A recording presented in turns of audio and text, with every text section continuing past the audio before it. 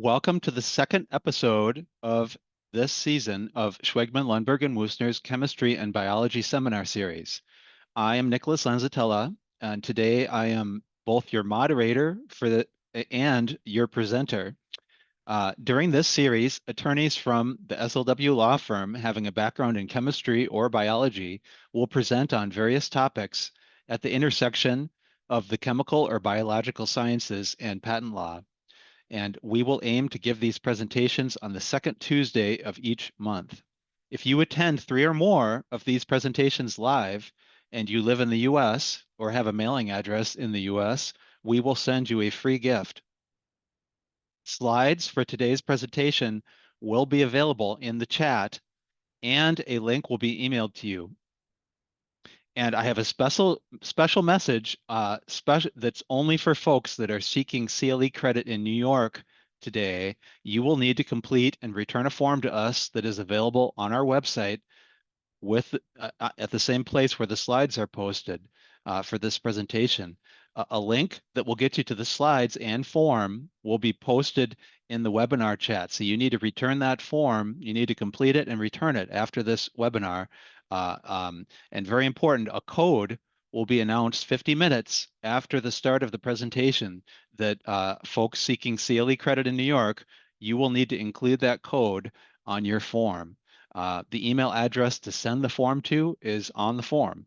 And again, this is just for folks seeking CLE credit in New York. If you're seeking CLE credit anywhere else, you can ignore that code. So as a reminder, nothing in today's presentation should be regarded as legal advice. If you are seeking legal advice, please consult your legal counsel. So since I am both moderator and speaker, I will be introducing myself. I am Nicholas Lanzatella. I'm a U.S. patent attorney who has been practicing for about 16 years. I have a bachelor's degree in chemical engineering and a Ph.D. in organic chemistry, both from the University of Minnesota. And I have a J.D. degree from William Mitchell College of Law. Some of the technologies I have worked with include adhesives, resins, agricultural chemistry, asphalt chemistry, chemical processing, cosmetics, drug delivery systems, energy technologies, films and membranes, food chemistry, medical devices, material science, nanotechnology, silicon chemistry, paints, plastics, polymer science, protective coatings, soaps, and water purification. I usually describe myself as an engineer at heart with a strong interest and background in chemistry. Outside the office, I am a father of 5 kids, which takes up most of my time outside the office. And I also play the piano, mostly classical music. I spend a lot of time riding bikes, and I love doing crossword puzzles. So last year, I gave a 1-hour webinar. I talked about AI-generated prior art and also AI and inventorship. If you're interested, you can find my presentation from last year on YouTube. This year, I wanted to present a new but related topic. So today's presentation is called Practical Use of AI in Drafting and Prosecution of Chemical Patent Applications. So I'm going to shut off my camera now and share my slides.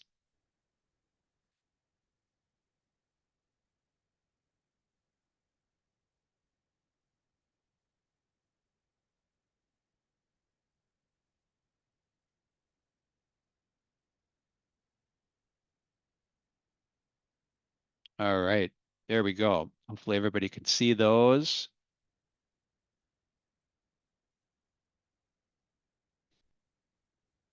Now, if you do have questions today, please put them into the Q&A of the Zoom chat. There's a little tab for that at the bottom of your Zoom window. Put them in the Q&A. Since I have this window shared right now, I can't see the chat window. All right, so if you leave me messages in the chat, I'm not going to be able to see them while I'm sharing the slides. So please put those in the Q&A, and I will be looking over at those occasionally during the presentation, and I will try to answer them during the presentation. And if I don't get to them then, I'll do it at the end. All right, so I encourage whatever questions you may have.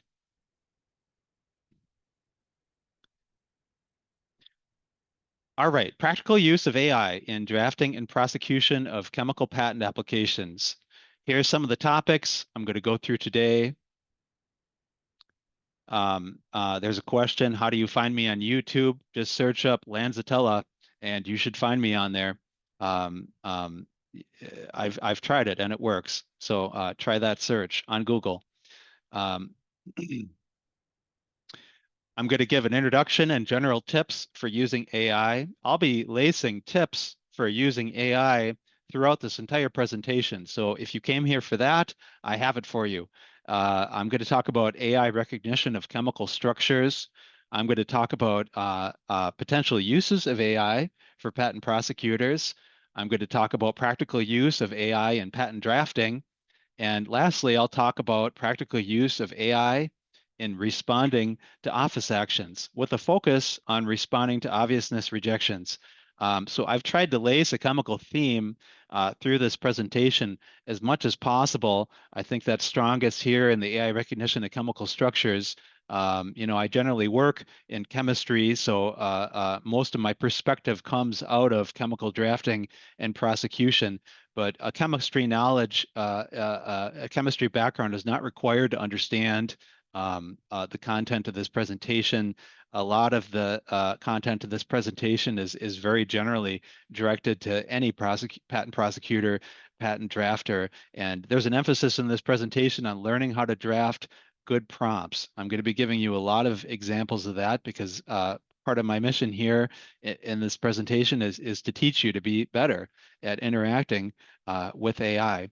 So I wanted to start off um, with this sort of dense slide with some technology, philosophy, and futurism thoughts, just to sort of whet your appetite for what I'm going to talk about here today. Um, um, so I was a kid in the 80s, and back then I used to be a computer nerd, even though I ended up studying chemistry, and that's my career is chemical technology. But I still have a fondness for computers that goes all the way back to those days. And back in the 80s, that's when home computers became available. And I had a first a TI 99 4A, and maybe some of you remember this computer. It had a cartridge slot on the front. There were no disk drives for it. And the next computer I had after that was a Commodore 64, which definitely replaced the TI. I didn't turn the TI on much after I got the Commodore, but these devices were like the toys of my childhood, and I have spent many hours as a child writing programs in BASIC trying to make these machines do various things. Um, I'm talking about this because it relates to how I want to talk about the evolution of AI technology, and we tend to see things in terms of what we've experienced in the past.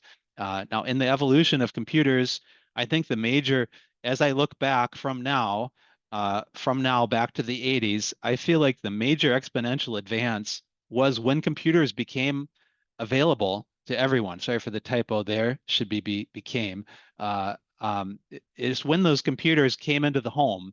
That was the biggest change in our lives that came from computers. Since then, there have been lots of other developments, such as storage technology. I mean, when I first had the TI and the Commodore, we stored programs on cassette tapes using like an audio cassette recorder. And I remember when the first disk drives came out, these floppy disk drives, they were as expensive as the computer themselves. And I remember getting the first one of those for the Commodore, and it was a big hunk of machinery, but it was great. You could save stuff quick. There wasn't any errors. It was much, much faster. Other big advances included graphical user interfaces, and then, of course, the internet. But really, none of these things came out quickly. Storage technology evolved very gradually. It was a long time before computers started coming out with hard drives, and now we've even progressed past that to solid state memory. As far as graphical user interfaces, the Macintosh tends to define when most people think about that coming out. But even the Commodore 64 could do a graphical user interface. There was a program you could run called GEOS that would allow you to have a very Macintosh-like experience, and that was before the Mac came out. And then, of course, the internet. People, we started by using modems and dialing in order to get very slow internet access. And it took a long, long time to get to where we are now, where most people have access to very fast internet, and we even have it on our mobile devices. But for the most part, it feels to me, and I'm sure there's room to argue with this, but it feels to me like progress has been mostly linear since the Commodore 64 and that old TI machine were available. The developments were all slow and not sudden. And for the most part, these advances allowed more people to take advantage of computers and increase the amount of information and entertainment that's easily available on computers rather than fundamentally advancing what computers could do. So my sense, and again, I could be wrong, and it's part of the reason I put the word near future in this title of this slide. My feeling after watching things for a few years, I feel like the evolution of LLMs will likely be similar. I feel like the major exponential advance has already occurred, and that's everybody has access to an LLM now. You might have better access if you pay for it, but even for free, you can get on Google and use Google's AI, and it does a pretty good job with basic questions. And I think the major development that needs to occur at this point is on two parts. It's on the part of the users, us, and then it's on the part of the software development side. All these folks need to learn how to use LLMs more effectively. On the software side, folks need to learn how to incorporate LLMs into their current products, and they need to learn better ways to make it easier for users to interact with LLMs. And I'll touch on some of these topics during this presentation, but some of the improvements that could be made include enabling LLMs to easily talk to other software. That's something that's going to be big, I think, in the near future. Making the user interface better. I mean, thinking back again to the TI and Commodore, when you turn those machines on, you were not presented with a pretty view with windows and icons like you are now when you turn on a computer. All you had was a flashing cursor, and it was up to you to know what to type to load a piece of software up, or you could even just start writing a program in BASIC. But it kind of reminds me of what it's like to start using an LLM now. If you don't know what you're using, you're just confronted with this window. You have to enter a prompt, and that's the basic form. So I think making that user interface better, more transparent, easier to use. That's going to be something we'll see changing, giving the user more control over what the LLM is doing and increasing the transparency of analysis. That's definitely something that could be improved. And then giving the user the flexibility to use more compute time per prompt as needed, and then reducing the cost of compute time. I mean, I think it's worth noting that when you see, maybe some of you have read news articles about AIs equaling or exceeding, or at least coming close to human proficiency on these advanced mathematics test tests, these extremely difficult mathematics tests that very few human beings have the ability to participate in at all. It's important to know that when those tests are run comparing humans to machines, that the LLM taking that test is given the same amount of time to take the test that a human being would. So you're talking about an LLM crunching away I mean, for many hours, like 3.5 or 4 hours or even more, in order to come close to human performance. And that's not the kind of compute time we get as average users when we're using an LLM, right? The response to the LLM is nearly instant. That's because computer time is at a premium. It's expensive for those companies to allow you to have the LLM run for a long time. So that's something that needs to be improved if we really want a better LLM experience. So the whole point here is if you are somebody who is on the fence about AI. You've had maybe not so great experiences with AI, or maybe you think that I'd rather wait until AI gets better before I invest a lot of time into learning how to use it. Well, the whole point of this slide is to convince you that there's no better time than now to learn how to use LLMs and to learn how to incorporate what they can do into your workflow. I don't think things are going to get dramatically better really quickly. I think the best time to learn about that stuff is now. So you get on the bandwagon and don't get left behind.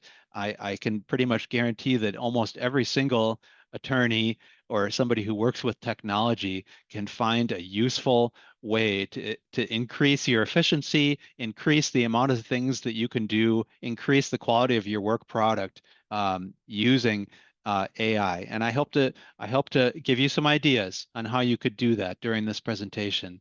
So let's start off with an introduction to AI and general tips for using AI. Just some real basic stuff here on this first slide.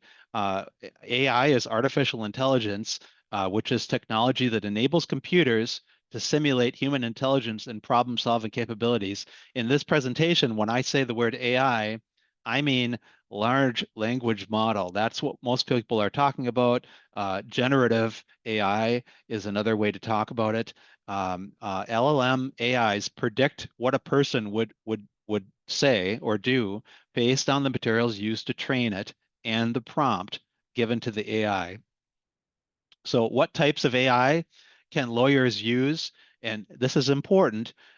If you plan to upload confidential information into the AI or ask about confidential information, the AI must keep that confidential information private and secure. And most general AI tools do not do this. All right. So if you want to use AI for your legal work, you need to find an AI that is guaranteed to keep that data private. That's very important. AIs that don't keep your information private and secure can use your prompts and or upload in information for training, and they can reproduce this information for another user. And that's a problem if that reproduced information contains confidential information.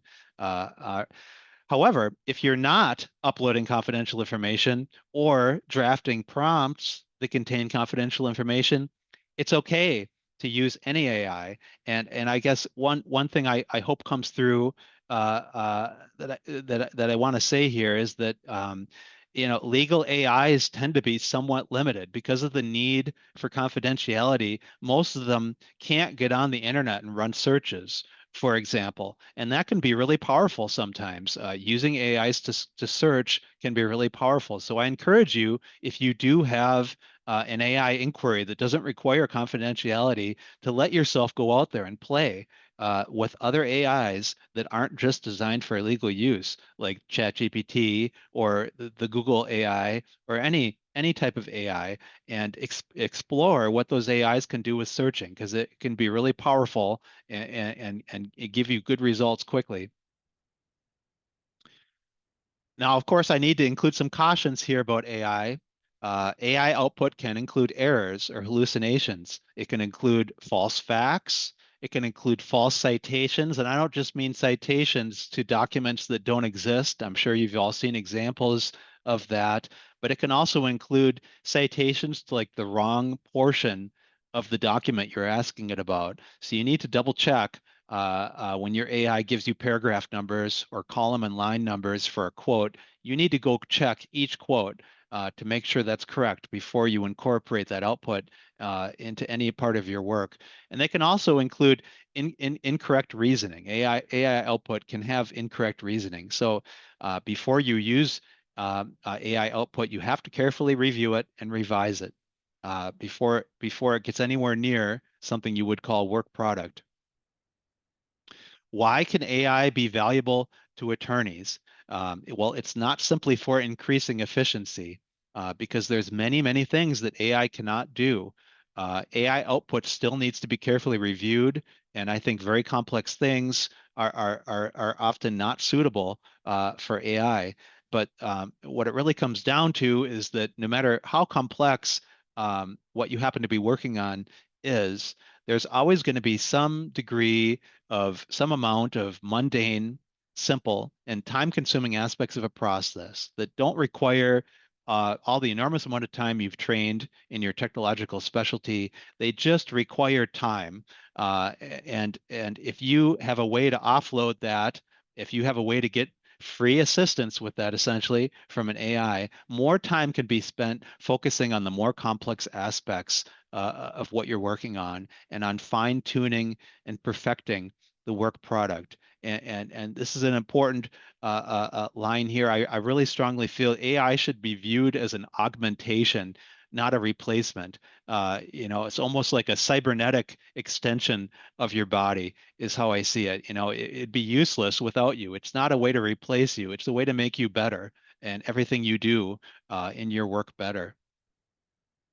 How does an AI generate an output?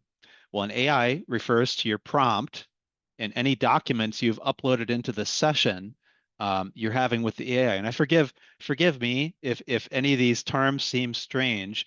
Once you spend it, it's important that if you haven't used AI before, that you sit down and play and learn what these things are.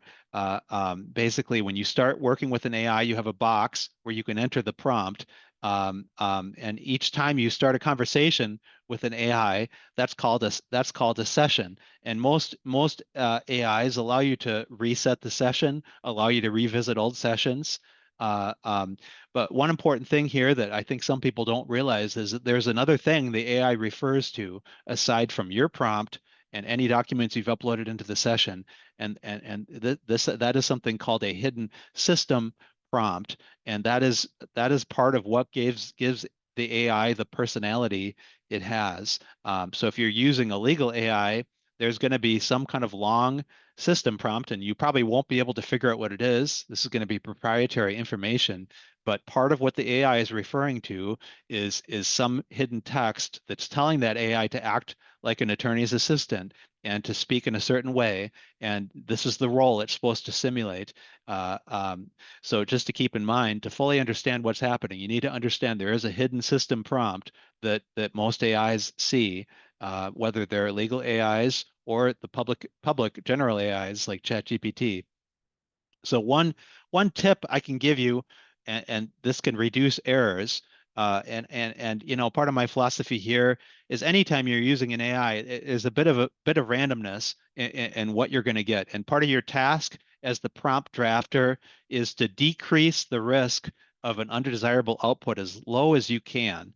And part of how you do that is you basically you want to be able to speak in your prompt to the AI as clearly as possible. So some of the errors I've seen that can make a bad output is the AI gets confused about which document you're referring to. Oftentimes, when you first upload a document, it will still have its original name. If it's a patent, it'll have a patent number. If it's your published application, it might be the number of that document. I encourage you to give your document simple names. Rename your office action. Just name it office action. For the published application, get all the numbers out of there and just call it published application. For your references, I would refer to those the same way as you would in a U.S. office action by the last name of the first named inventor. Give it a simple name, and that way, when you type your prompts, you can easily type the name and refer specifically to the document. And when I'm talking about renaming, I don't mean go into your file system and rename the documents. I mean after you upload them. Most AI utilities, allow you to rename the document that you have uploaded. That's where you should do the renaming. You don't have to change your naming scheme on your computer.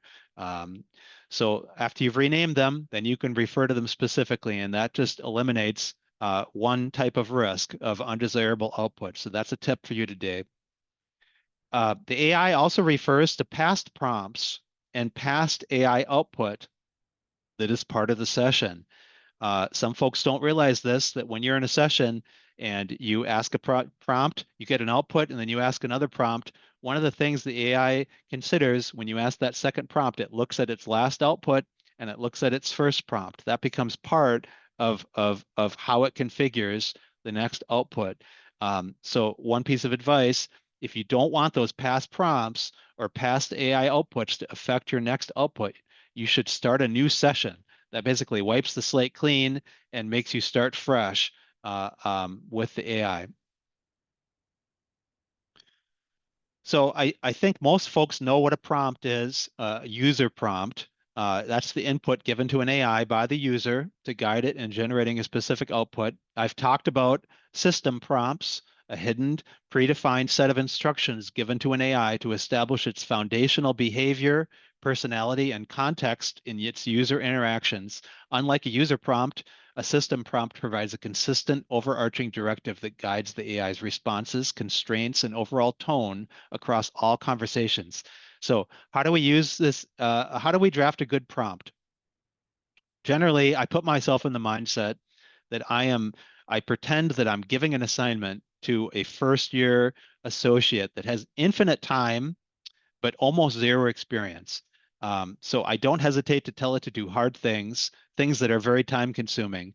Uh, um, but I will try to give it as many details as possible about what I want it to do, because just like your first year associate who's off trying to do something, they won't know exactly what you want. And so this is a helpful way to think about how you want to talk to that AI. Be very specific about what you want, and that will reduce that risk of a poor output as low as possible.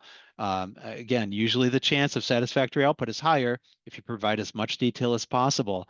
Um, and here's one important thing: there's always a risk of error in each step of analysis that the AI undertakes. If to decrease that risk of low quality output, I suggest that you avoid prompts that require multiple steps of analysis that depend on each other. If you do have a multi-step inquiry you need to go through with an AI, you should inject yourself into the middle of that. You'd ask the AI to perform the first step and give you some outputs for you to select from, and then tell it what to do next. By injecting yourself into the process, you can avoid those sort of error carried forward issues that could happen in a multi-step analysis. So remember, when you're writing prompts, uh, um, this is not like searching Google. All right. So you don't want to write a short prompt. Sometimes they'll work. I will concede that, but the risk of a poor output is at its highest when you write it when you write a short prompt. Imprecise, ambiguous, very risky. Multiple steps of analysis that depend on one another. I've talked about the risks with that. So a good prompt, or maybe I should say a better prompt, is going to be full of precise information. It's going to be very precise and unambiguous, and it's going to break down analysis into individual steps, hopefully injecting yourself into the middle of anything that's a multi-step analysis. And I talked a little bit about this. A single bad decision in a multi-step analysis can corrupt the final output. Think back to physics. Maybe some of you are actually physics people, but when you solve one of these big physics problems, there's all these different steps you have to go through, and if you screw something up in those initial steps, it doesn't matter if you do everything correctly after that. That error is going to get carried forward, and you're going to get the wrong answer. So the same thing can happen in an AI analysis. A single bad decision can corrupt that final output. Um, Inject yourself into that reasoning process whenever you can. And I suggest you ask the AI to provide ranked lists of options. I love to do this. Have the AI give you something to pick from, have it try to rank what it thinks is the best answer, and then you can select what you think is the best one for moving forward in the next step of your analysis. And if none are satisfactory, you can have it repeat that last step of analysis with some kind of differing parameters. So here's an example of a mediocre prompt. Analyze the office action and propose a response strategy to the rejection of claim one over reference D1 in view of D2. So one of the problems with this, you have no idea what types of response strategies the AI is going to consider. You don't know if it's going to look for features for amending the claims, and you don't know how it will do that. It can't tell which features are more or less valuable to the client. You have no idea whether the AI will also consider directly arguing against the combination of D1 and D2, without amending the claims. If that's something you want, and usually it's nice to think about that before you start thinking about amending, you should be specific. There's some risk here. The AI is just going to come up with an amendment strategy, and you'll completely overlook the fact that you could have directly argued against the combination of D1 and D2 with no amendments. Um, if the AI does consider arguing against the obviousness rejection, you don't know how it's going to accomplish this. So you don't know what kinds of strategies it's going to take. So a better approach will tell the AI exactly what you want, tell the AI you want to look at amendment strategies, and also to look at directly arguing the obviousness rejection, then select the strategies that make the most sense for the client and to work with the AI to refine these. So here's an example of a better prompt. And yeah, it's big. And I encourage you all when you write your prompts, don't hold back. Just keep writing until you feel like you've given the same amount of detail to the AI that you would give to a first year associate. So analyze rejection of claim one over D1 and D2, determine whether there are any features disclosed in the present application or dependent claims that are not described in D1 or D2 that could provide a suitable way forward to amend claim one and overcome the rejection. So we've been specific here that we wanted to look for features, and don't forget about the dependent claims, because oftentimes there's good features there that could be used to overcome the rejection. Place particular emphasis on features described in the working examples of the present application or that are emphasized as advantageous in the application. So this will help guide the AI towards the features that I think would be the most suitable for amendment, right? Because a lot of times these types of features will help you get through that obviousness rejection and also still encompass the client's invention in the best way possible, in a broad way. In your analysis, do not consider features described only in the background section of the application. Well, why did I put that there? I mean, I've had a problem before with when I tell an AI to look for features supported in the application where it picks them out of the background. Too bad the AI doesn't understand that. I would think that a first year associate would probably know that, maybe not, but they should. But I stick it in there just in case because I don't want to deal with that error. I've had this error happen before where I get a really juicy feature suggested to me by the AI, and juicy, I mean, I look at that as like, wow, that's a great amendment. And then I go and check where it is in the application. Oh, it's in the background section. I'm not going to use that to amend into my claims. So in your analysis, also consider whether D1 teaches away from some feature in D2, which the examiner alleges would have been combined with D1 to accomplish the invention of claim one. Whether it is possible to argue that there would have been no motivation to combine D2's feature with D1, and whether claim one recites features that could be argued as having properties not predictable from the combination of D1 and D2. In your output, organize the strategies from most likely to succeed to least likely to succeed. And this is, again, I like to have the AI give a ranked list. And then this is, I guess you could call this an AI trick. Please conduct the analysis very carefully. Does it make a difference or doesn't it? I feel like when you add this to your prompt for difficult prompts, that you sometimes get a better result. I haven't run a methodical test to see whether it makes a difference, but I feel like it might. So I put it in there. You can try it, see if it works for you. Here's another example of good prompts versus bad prompts. Analyze the invention disclosure and draft a set of claims toward the invention. There's all kinds of risk there. You just don't know what you're going to get out of that kind of a prompt. I suggest arrange it into a series of prompts. First, concentrate on independent claims, and then start thinking about dependent claims. So analyze the invention disclosure and suggest a list of possible independent claims that cover all of the embodiments of the invention described in the invention disclosure. And what's nice about this is it injects you into the process before you get to the dependent claims. So you would work with the AI then to refine those independent claims and get them the way you want them. Then in the same session, draft a set of dependent claims that both broadly and narrowly describes each feature of the embodiments of the invention described in the invention disclosure, placing particular emphasis on features that the examples illustrate as providing advantageous properties. Now, Um, Keep in mind, anytime I give you an example prompt in this presentation, this is not the only way to accomplish this. Like think back to the lab when you had to purify a material and all the different options available to you that all would achieve the same purified material, right? You could recrystallize it, you could put it on a column. There's all these different options for how to purify it. Same thing you should think about when I give you an example prompt. There's more than one way to reach the right answer. So it would be easy to expand any of these prompts if you have certain things you want to see in those dependent claims. For example, for numerical properties, I like to broadly claim that and narrowly claim that in my claims if it's an important property. You can add that in there. So all these prompts can be modified to suit your use. So again, some takeaways. I would rename your documents after they're uploaded to give them simple and unambiguous names. Make sure you start a new session to avoid contaminating the next output with past prompts and outputs. Make sure the documents you want the AI to analyze are selected. And I'm not sure if this is something I talked about, but whenever you ask an AI prompt, there's an option somewhere uh, in your interface that tells the AI which of the uploaded documents it's supposed to consider.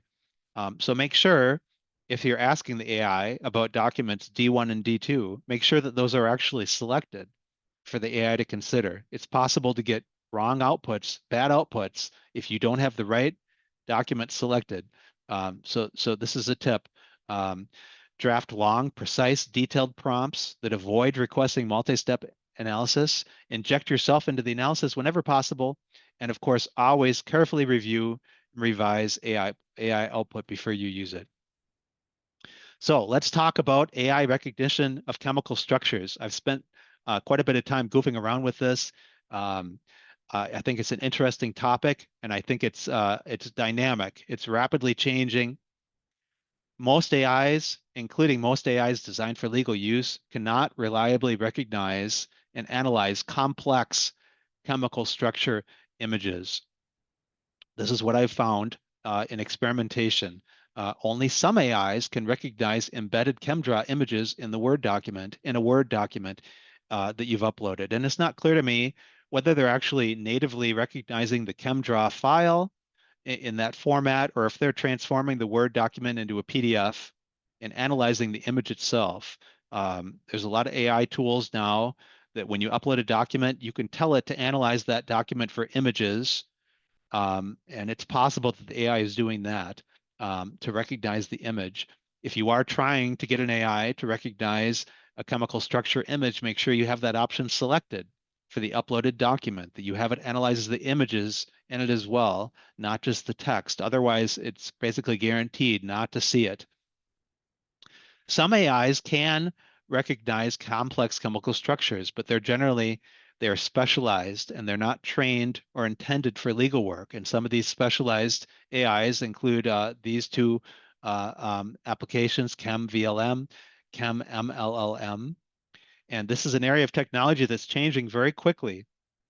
For example, as I was preparing this presentation, our firm, we subscribe to two different AI tools, and one of these two tools that we subscribe to added an update as actually after I spent all this time fiddling around with what they could do with chemical structures, they added an update to allow direct uploading of SDF chemical structure files, and that's another that's the file ending for structural data files. And this is something I hadn't used before, but it turns out this is one of the file formats you can save as from ChemDraw. So you can save your structures as FDF chemical structures, and directly upload those into certain LLM software. When I said before, uh, cannot reliably recognize complex chemical structural images. What do I mean by that? Well, I've given you some structures I consider simple here above, and below I've given what I consider to be more complex, at least complex enough that I think an AI would struggle with these types of structures. We have sirolimus here on the left, complex macrolactone that includes fused rings in the macrolactone. Here we have Taxol, uh, fairly complex bridged or fused ring system over here. Um, these sort of structures, I'd be surprised if you could find any general or legal AI that could recognize these images and be able to understand what they are. Interestingly, if you upload these images into ChatGPT jumps on the internet and can rapidly identify what these are. Now, if you made some variations in the structure, it probably wouldn't know what it was, but I think that's interesting that it's able to ID those images off of the internet. If patent practitioners use AI to help in drafting and prosecution, here's a question from the audience that I'm reading right now. If patent practitioners use AI to help in drafting and prosecution, that would likely take less attorney time. Would that be reflected in reduced build hours? Now, that's a very good question. I don't think that's usually the way it works out because the actual producing of the work product, the AI really can't do that. What AI can do is help you pinpoint what sort of strategy you want to take and help you iron out some of the kinks in that before you actually put pen to paper. So I view it as more of an augmentation than directly reducing the amount of hours it takes to perform a certain task. What's going to happen with the use of AI is the quality of the work product that is produced in that same amount of time is going to be higher. The strategy is going to be better. It's going to be more polished. The attorney is going to have more time to consider a variety of strategies before they put pen to paper. So no, I don't think it shortens the billable hours. It simply increases the amount of quality that comes out of a set amount of time. That's a good question. AI recognition of chemical structures. Most AIs can recognize and analyze chemical structures that can be written out as a textual or line entry representation. And attorneys do this all the time to avoid having to write structures. Draft making structures takes extra time. Getting into ChemDraw, it takes extra time. So a lot of times when you can, you'll write out a structure as text like this and define what the different parts of the molecule are. If you can type in your molecular structure this way, it's likely the AI will understand it.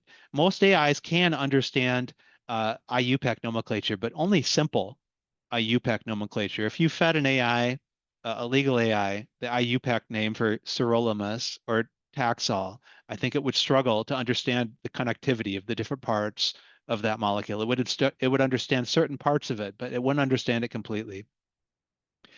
Um, Most AIs can understand conventional line entry versions of chemical structures. The one I see the most often is SMILES, Simplified Molecular Input Line Entry System. Um, there are other types of conventional line entry versions of chemical structures. You should know that ChemDraw can take a structure you've entered and output any one of these different line entry versions. So if you need to get a line entry version, put your structure into ChemDraw and ask it to generate these. So as an example of what a SMILES representation of a molecule would be, have this N4-hydroxyphenyl acetamide would be represented this way. Um, it takes a little time to understand how this works, especially the way that the rings are expressed. I'm not going to go into gory detail in it now, but just so you kind of get an idea of what that looks like. Um,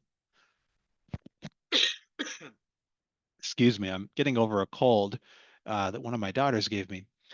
So you can to get SMILES for a molecule, you can learn SMILES and manually derive it, although that can be challenging if you don't want to invest a lot of time.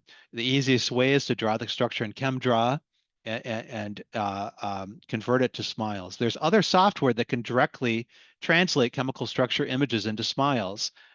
Some of these are freely available. I wanted to give you an example of what an AI can do. I loaded a Word document with embedded ChemDraw structures. There were no hints as to the names of these structures, just the art, just the graphical images. And I asked it to generate IUPAC names for the compounds, and it was able to successfully do that for all of these 6 compounds. And then I prompted it to draft an independent claim that broadly encompasses claims 1 to 6 using a textual general chemical formula. And note the word broadly here. I didn't want exact. I didn't want it exactly encompassed. I want it broad enough to encompass things a little broader than these. And here's the claim it gave me on the first shot. It writes it out as a textual formula, and it correctly does this. It encompasses R1 would match with these substituents on this side here, right? The non-ester side. It can be C1 to C6 alkyl. We got cycloalkyl in there. It can be phenyl. It can be a heterocycle, and notice it's broadly claimed, so it doesn't have to just be prol, any 4 to 10 membered heterocycle, broadly selected from N, O, or S heterocycles. It can be a halogen or a hydrogen atom, which isn't even something I had here. Oh, sorry. And then R2, which is our ester group here. Uh, um, Not always an ester though, right? We have an amide here, but all the others are esters. It catches that. So it can be the OR3 as an ester, where R3 is a 1 to 6 alkyl. It can be amide. That's this group here, or it can be an alcohol, which again isn't something I even suggested here in these structures, but it stuck it in there. And I would have done that too if I was drafting this claim. So I'm pleased with this output. I don't think you're going to often be confronted with this situation where you're claiming such simple compounds.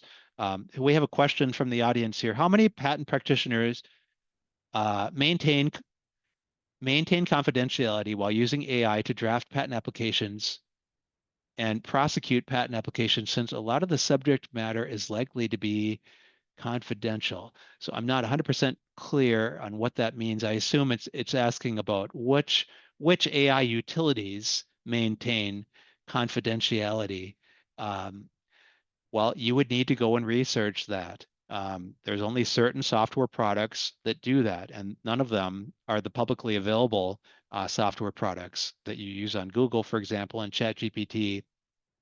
You need to go find an AI that specifically is designed for legal use and read the documentation that comes with that product and make sure that it's going to keep your information private. You might want to also, I mean, there's export control issues that we worry about too, right? You don't want that data, that AI running outside the US. You could be violating export control rules if you're sending confidential technology over the U.S. borders. So that's another consideration, that AI, it depends on your practice, but that AI really should store that information within the U.S. and it needs to keep it confidential. So that's something you need to investigate on your own. And I don't have a list of recommendations during this presentation. I did talk about this a little bit last year in my presentation. So if you want to learn more about that, you can go and watch my last year's presentation on YouTube. So here's a example. I loaded a Word document with the embedded ChemDraw structure of sirolimus. I had it analyzed for images, and I asked it to generate an IUPAC name for this structure. And I just thought this was a funny output based on the complex structure. I cannot provide a complete IUPAC name, and it tells me to go get a professional analysis of this if I want to get the right name. So it admits it can't do it, and so just as an example for you. Excuse me, Nicholas. Yes. At this time, I will jump in to give the New York CLE code. So if you are seeking New York CLE credit, here is the code. Capital A as in apple, capital B as in boy, number 1, number 0, number 2, number 5. Again, that's capital A as in apple, capital B as in boy, number 1, number 0, number 2, number 5. And again, that is only if you are seeking New York CLE credit. Thank you. Thank you, Michelle, for your help with that. So, thinking about the future of AI recognition of chemical structures, and I love thinking about the future of AI, by the way. AIs require specialized training and/or access to tools to recognize chemical structure images. Most legal AIs are not equipped for this. However, there are specialized software tools out there, several of which are also LLMs. These exist and they can recognize chemical structure images. So it seems like there's a hang up here, and this is, relates back to what I was talking about at the beginning. Software developers need to improve this product. They need to allow that LLM to talk to other software. That can dramatically enhance AI utility. It would be as simple as having the AI be able to talk to one of these applications that can turn a chemical structure into smiles. It just go say, I want you to go get the smiles name for this structure, and then that application outputs that and gives it back to the AI, and then it would have it. So it would solve so many problems. And this ability to talk to other software, this is sort of the buzzword you hear, AI agents, which can use APIs or application programming interface to talk to other pieces of software. And those other pieces of software can be other LLMs, or they can just be other pieces of software that are not LLMs. One of the problems, though, with an AI designed for legal use, accessing APIs to talk to other software could be problematic for safeguarding privacy and or confidentiality of information for the same reason that these legal AIs can't get on the internet and search, right? Because if they start throwing out searches to the internet that contain confidential information, then they cannot guarantee privacy of what you're doing with the AI. So there's issues with that need to be surmounted. I think in the future, legal AIs should or will either incorporate chemical structure image recognition or incorporate the ability to access private local software utilities via APIs that can translate images to line entry representations. So a lot of the problems here with chemical structure recognition are unique to the needs of the legal community, right? If you're a scientist working with AI, you may not have those same requirements for confidentiality. You might have some of them, keeping your new invention secret, for example, but you might not have the degree of need for privacy as other folks. And I just want to leave you here with this remarkable article. And I hope that everybody who's listening to this presentation, who especially anybody who is both a chemist and thinks AI is neat, you must read this article. It's free. You just click on the link here, and you'll be able to read this article. And I introduced this is their front page figure. And I have the article here on my other screen, and just let me read to you um, the abstract. Large language models, LLMs, have shown strong performance in tasks across domains, but struggle with chemistry-related problems. These models also lack access to external knowledge sources, limiting their usefulness in scientific applications.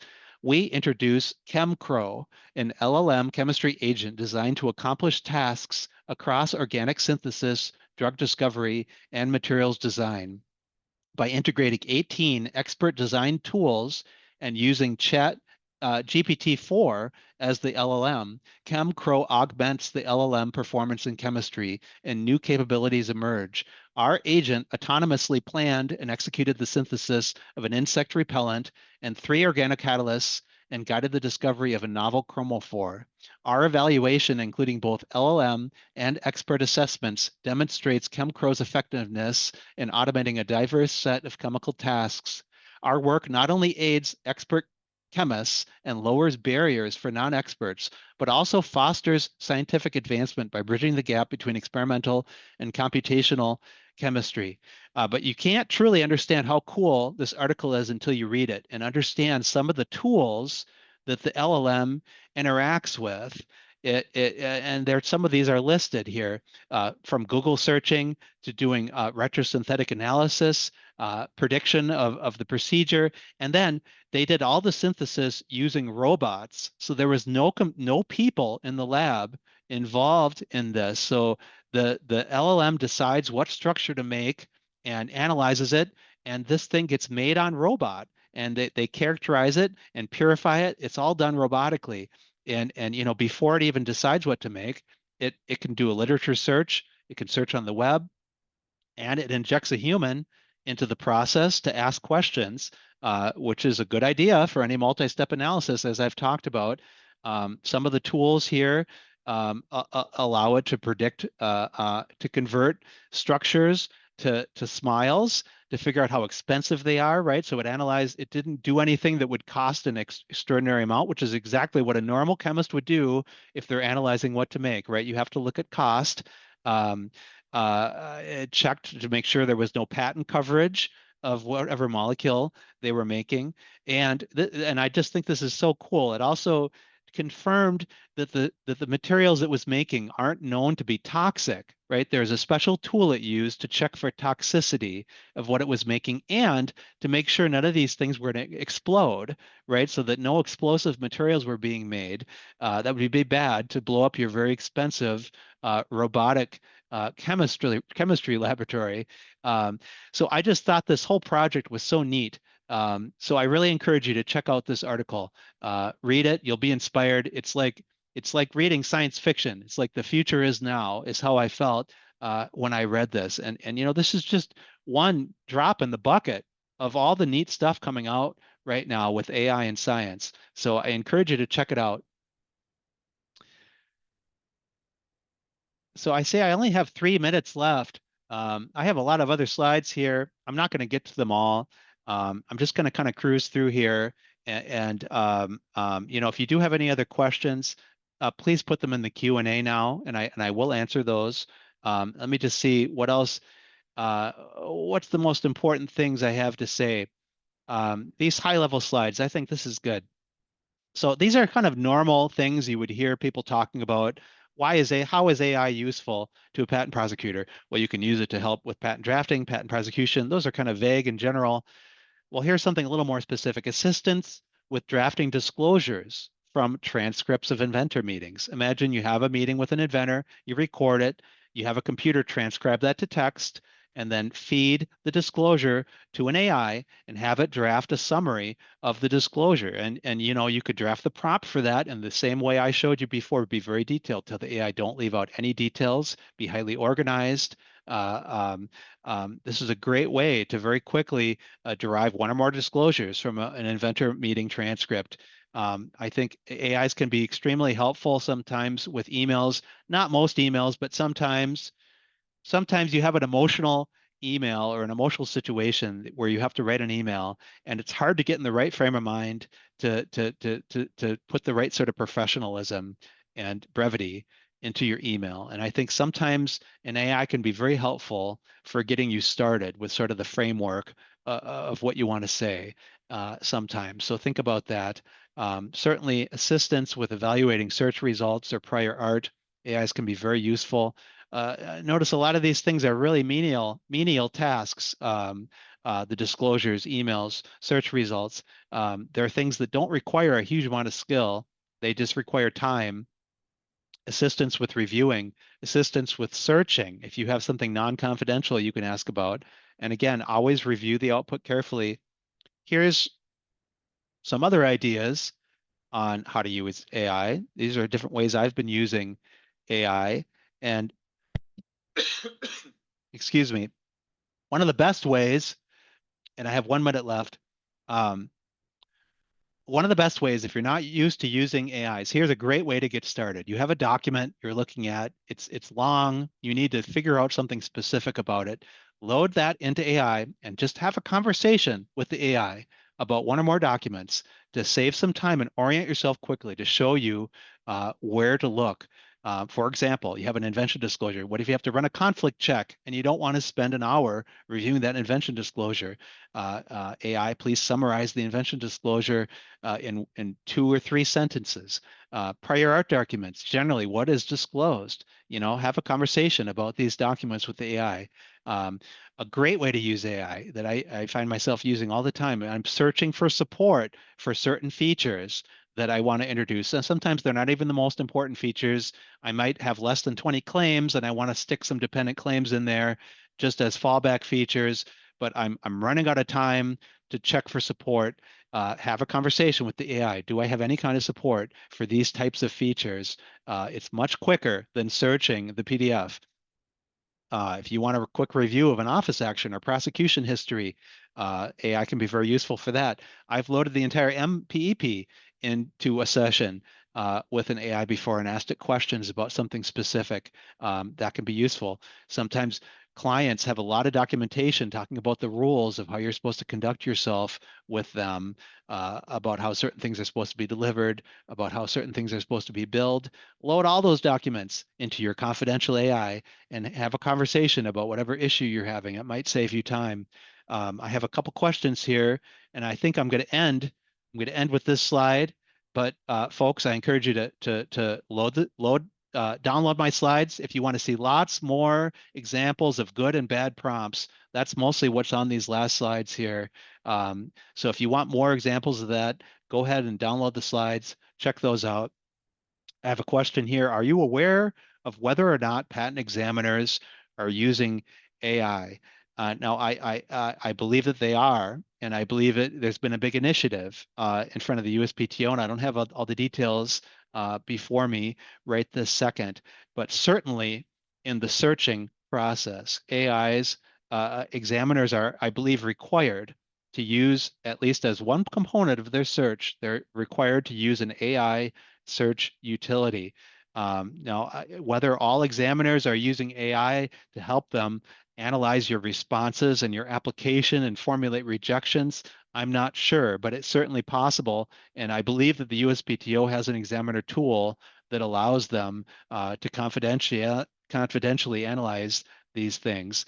Yes, be on the lookout for the use of AI on the side of examiners. Now, I've interacted with a lot of examiners um, who are anti-AI, and I'm sure folks of you who work in law firms or companies, you've experienced this too. Some of your colleagues don't want to touch AI. They think it's awful. They think it's useless.